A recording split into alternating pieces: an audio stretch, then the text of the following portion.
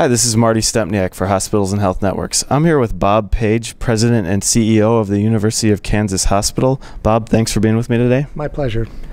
So tell me a little about the experience you've had with the RAC appeals process and the cash flow challenges that's posing for your hospital. You know, Marty, I'm not sure that our situation is any different than anybody else's. Today, we've got about $22 million that's wrapped up in the RAC process.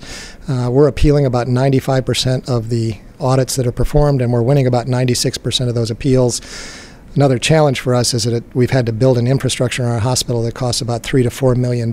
So the business model is such that we've built an infrastructure to get our money back, and I'm not sure that's a really sustainable model. So how has UKH looked to alleviate those cash flow concerns? How are you addressing this problem? Well, we're hopeful that CMS is moving in the right direction. Obviously, they're trying to look at how they pay the auditors at this point in time. We believe that obviously the best approach would be to not pay auditors until the actual audit is complete through the process. We are worried about the moratorium that's been put on the appeal process right now, because those dollars are sitting not in our bank account, although we could justify that it really is our money.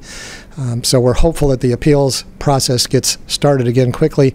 We also hope that the audits don't start up faster than the appeals process starts back up, because I think that would be just another burden on our system.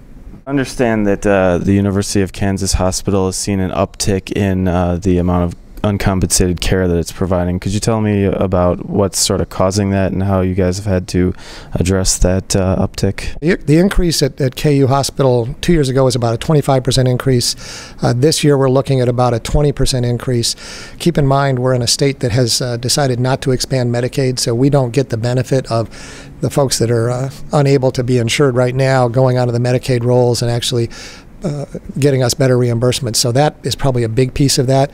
We're also, as the only academic medical center in the state of Kansas, you know, our mission is to take care of Kansans regardless of their ability to pay.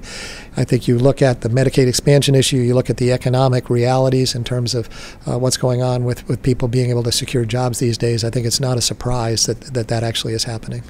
Could you tell me a little about UKH's biggest capital needs and how you're looking to fulfill those capital planning needs? You know, we're probably swimming upstream in Kansas City. We, at a time when a lot of people are actually contracting their beds, we're trying to expand. So we have a $250 million capital project on the plate right now to build a 92-bed tower with 12 operating rooms.